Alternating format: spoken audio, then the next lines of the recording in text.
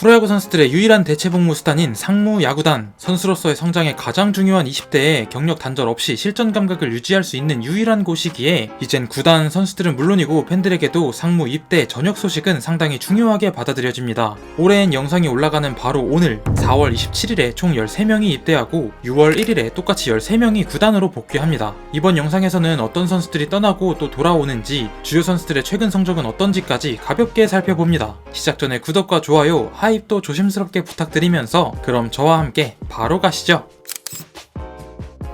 역시 지난 시즌 순위대로 가장 먼저 LG 트윈스에서는 전역자 없이 3명이 상무에 입대합니다. 23년도에 입단한 사이드암 투수 박명근과 지난해 신인 투수 김종훈, 외야수 박관우가 그 주인공. LG 팬분들께서는 역시 박명근이 가장 익숙하시죠. 루키 시즌이던 2023년 전반기에는 신인왕 후보로 거론되기도 했지만 아무래도 상대적으로 작은 키 때문인지 후반기만 되면 성적이 떨어지기를 반복했고 상무로 향해 조정기간을 갖습니다. 고등학교 졸업 직후부터 계속 1군에서 경쟁을 이어왔으니 잠시 숨을 고르면서 조금 더 일관성 있는 투구를 할 수 있는 신체를 만들어 온다면 좋겠네요. LG 입장에서는 박명근이 꼭 필요한 자원이지만 최근 비슷한 유형의 우강훈이 활약해주고 있기에 박명근의 상무 타이밍도 괜찮아 보입니다. 다음으로는 지난해 7월 콜업되자마자 큰 임팩트를 남겼던 박관우도 상무로 향합니다. LG 스카우트팀이 문성주와 비슷한 유형이라 평가했던 박관우는 기대해볼 만한 공격력과 발전이 필요한 수비력을 보여주는 외야수. 5라운드 신인 선수의 1년차에 응원가가 생겼다는 사실만 봐도 박관우의 타격 재능을 향한 기대감을 알아챌 수 있습니다. 다만 뎁스가 탄탄한 LG기에 출장 기회를 보장할 수 없었고, 그렇다면 한시라도 빨리 군대를 보내는 게 선수나 구단이나 가장 좋은 선택지였을 겁니다. 허나 이재원이 생각보다 자리를 못 잡고 있는 상황에 박관우가 빠지는 걸 아쉬워하는 분들도 있긴 하더라고요. 개인적으로 박관우는 저점이 꽤 높은 유형이라고 생각해서 건강하게만 돌아오면 LG 외야 세대 교체의 중심이 되어주지 않을까 싶습니다. 작년 5월 잠시 1군에 얼굴을 비쳤던 우한 김종훈은 와인드업 때 정말 높게 키킹을 하는 맞춰잡는 피칭을 하는 선발 유망주. 선발로 등판하면 포심 구속이 140km대 초반에 형성되며 이닝 대비 탈삼진 개수는 상당히 적은 편이지만 좋은 신체 조건을 갖추고 있어 아직 구속 향상의 여지가 남아있다고 해요. 작년 1군 불펜 등판에서는 최고 시속 147km까지 나왔죠. 제구로 자멸하는 경기는 드물기에 계산이 서는 선수인 만큼 선발이 가능한 스태미너를 만들어 온다면 우한 버전 송승기가 될 수도 있다고 생각합니다.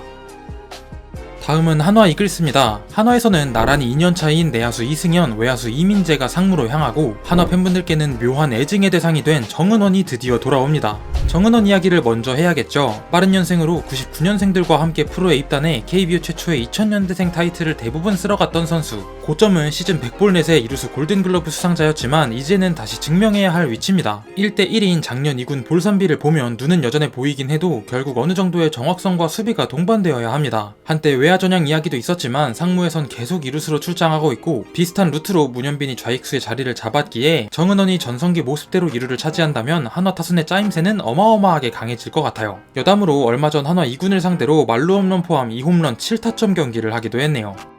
한편 이승현과 이민재는 각각 6성 11라운드라는 낮은 기대치에도 1년 만에 상무 입대에 성공했습니다. 1군에서 딱 한 타석 들어섰는데 그게 3루타였던 이승현은 수비나 작전 수행처럼 기본기에 강점이 있는 2루 자원, 1군 4타석을 소화한 이민재는 2군에서 뛰어난 타격을 선보인 외야 자원입니다. 중견수로도 꾸준히 출장한 데다 장타력도 돋보여서 이 선수에게 기대를 갖고 계시는 팬분들도 꽤 많았습니다.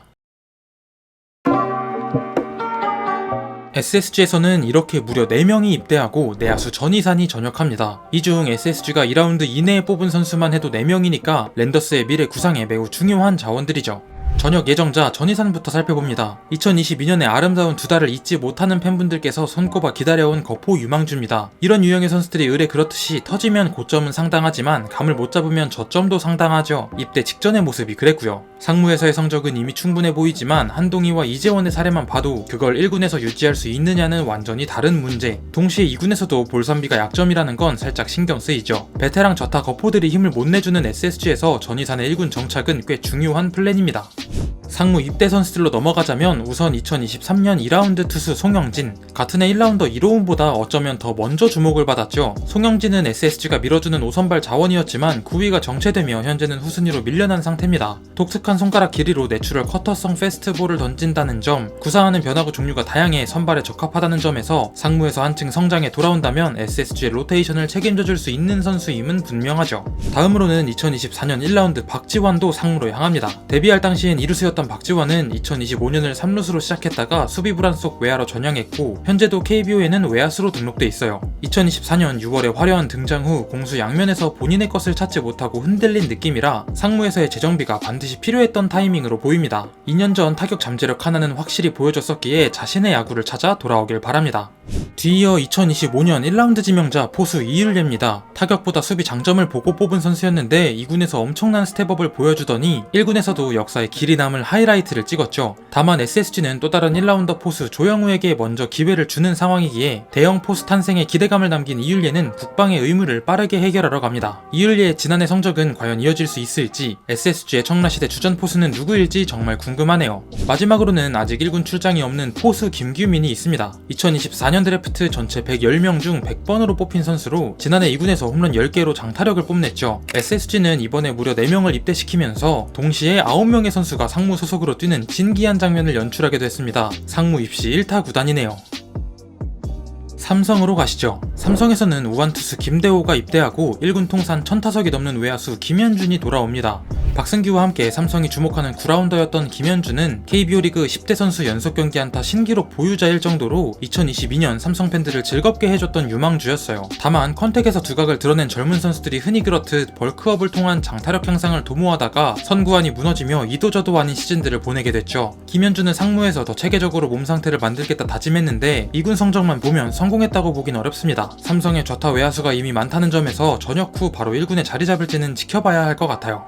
2024년 육성 선수로 삼성에 입단한 우완 김대호는 꾸준히 2군 선발 로테이션을 소화하며 1군에도 얼굴을 비추는 대체 선발 자원으로 발돋움한 상태입니다. 육성 선수로 입단했음을 감안하면 이미 성공이라고 볼 수 있지만 거기서 만족할 순 없겠죠. 2군에서는 볼넷을 잘 내주지 않는 투구를 한다는 점에서 구위에 자신감이 생긴다면 1군에서도 계속 존을 공격할 수 있는 능력은 갖춘 걸로 보여요. 상무로 떠나는 김대호는 본인만의 독특함을 발굴하고 선발로서의 이닝 소화 능력을 키워 전역 후 5선발 후보에 도전하기 위한 플랜을 마련할 것 같아요. 탈삼진 능력도 보완된다면 좋겠고요. 한편 삼성에서는 24년 1라운드 투수 육선엽이 상무 최종 합격까지 갔다가 입대를 철회하기도 했습니다. 2024년 좌승현, 작년 이호성도 비슷한 결정을 내렸던 삼성인데 이승현은 부진으로, 이호성은 부상으로 현재 삼성의 순위 싸움에 도움을 주지 못하고 있죠. 육선엽의 이번 선택은 추후 어떤 평가를 받게 될지도 올해 삼성의 핵심 포인트 중 하나로 보이네요. NC에는 입대 선수 없이 전역자만 둘, 우완투수 송명기와 이용준이 있습니다.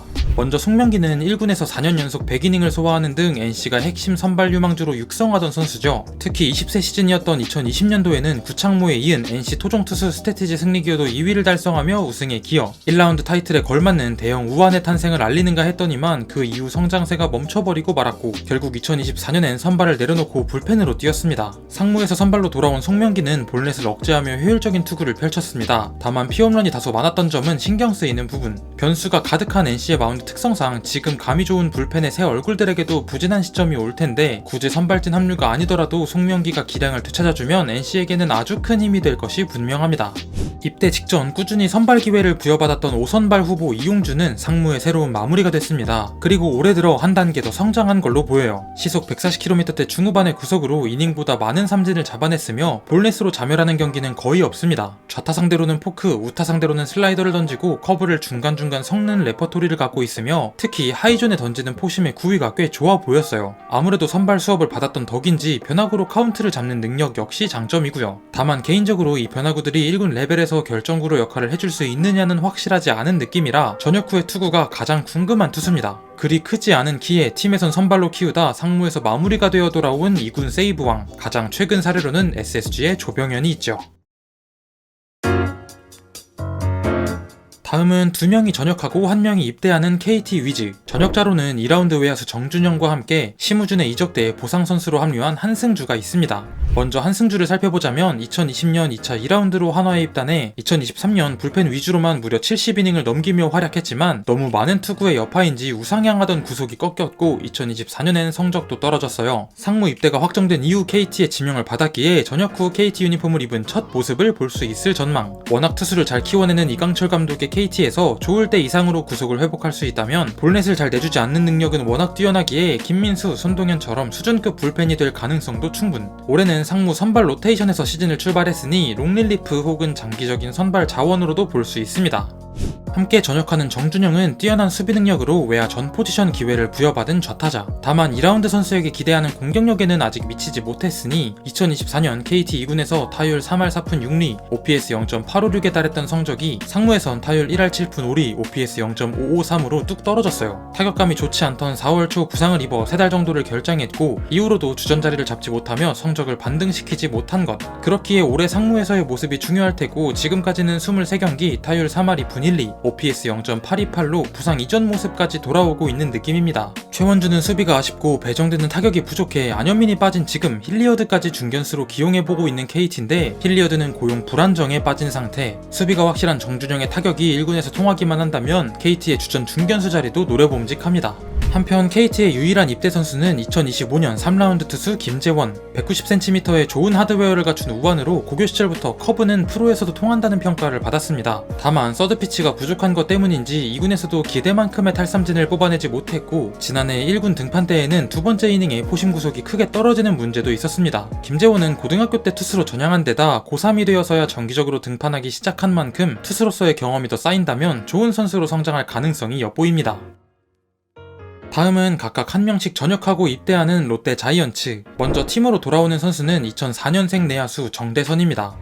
2군에서는 항상 삼진보다 볼넷을 더 많이 얻어내는 컨택에 장점이 있는 내야수로 이런 기록들을 바탕으로 1군 기회도 몇 차례 얻었습니다. 기본적으로 내야 다양한 포지션 소화는 가능하고 올해 상무에서는 부상 복귀 후 3루수 위주로 출장했어요. 정대선의 관건은 파워가 얼마나 보강되었느냐. 지난해엔 51타석 4홈런, 안타 13개 중 장타만 7개로 인상적이었는데 올해엔 똑같은 14만타 중 장타가 하나도 없는 상반된 모습을 보여주고 있어요. 롯데는 확실한 주전 선수가 없다 뿐이지 사실 내야 자원의 숫자 자체는 많다고 생각하는데 이 경쟁에서 앞서 기회를 따낼 수 있는 정대선만의 장점을 증명해내야 합니다. 입대하는 선수는 육성선수 출신 2년차 내야수 이태경. 2번이나 드래프트 미지명을 겪은 후 육성선수로 롯데에 입단해 엄청난 노력으로 성장했고 좋은 2군 성적을 기반으로 상무에 입대했습니다. 1군에선 끈질긴 9구 승부로 팬들에게 눈도장도 찍었죠. 다만 공수 양면에서 다소 의욕이 앞서는 투박함이 눈에 띄는데 전반적인 플레이의 안정감과 완성도를 높일 수 있다면 전역 후 롯데의 내야 옵션이 될 수 있지 않을까 싶습니다. 여담으로 초중고를 같이 나온 SSG 조영우와 상당히 친하다고 해요.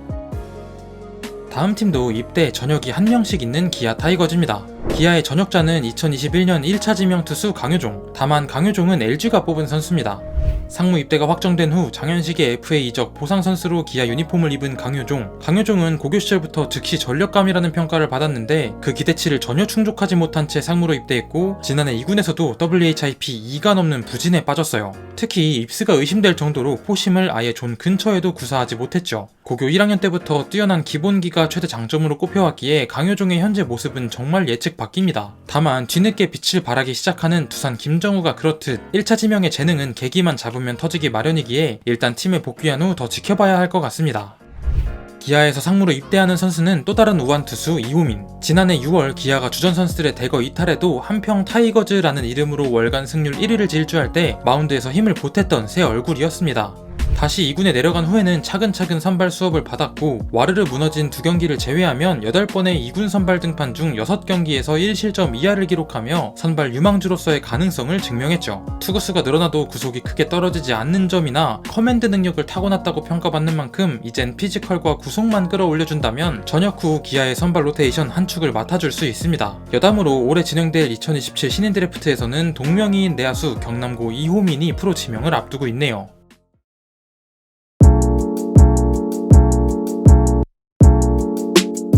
다음은 입대 선수 없이 2명이 전역하는 두산 베어스. 2002년생 우완인 김영현과 김동주입니다. 김영현은 앞선 한승주, 강효종처럼 상무 입대가 확정된 후 허경민의 FA 이적대 팀으로 옮겨 아직 두산 소속 투구 기록은 없습니다. 역시 조금 더 눈길이 가는 건 2차 1라운드 투수 투목곰 김동주. 프로필상으로는 190cm지만 측정 후 키가 더 컸다는 김동주는 두산이 핵심 유망주로 찍은 잠재력도 보여줬지만 반복되는 상체 위주 피칭 속 스태미너 보완에 아쉬움을 남긴 채 상무에 입대했어요. 입대 직후 불펜으로 던지던 김동주는 기존 선발 투수들이 전역하게 되며 로테이션에 합류. 시즌 성적에는 포함되지 않는 챔피언 결정전, 준결승전 LG전에 선발로 나서 6이닝 2실점 1자책 호투를 펼치기도 했습니다. 두산 2군 시절과 비교해도 안정감은 확실히 향상됐는데 문제는 올해 들어 등판이 아예 없는 걸로 보아 부상이 의심된다는 점. 전역 후 1군에서 얼굴을 볼 수 있을 것 같긴 한데 부상 정도에 따라 그 시점은 달라질 전망입니다. 김영현은 2023년 1군에서도 불펜 33이닝을 소화하며 우타자 상대 가능성을 보여준 슬라이더 투수입니다. 반대로 말하면 좌타자 대응은 약점. 지난 시즌 김영현은 이상할 정도로 사사구를 많이 내주며 KT 2군 시절을 넘어서는 커리어 로우를 기록했는데 올해는 아직 초반이기는 하지만 긍정적인 컨디션으로 시즌을 출발했어요. 불펜에서 문제를 겪고 있는 두산이기에 한 명이라도 가용 자원이 추가되는 건 희소식입니다.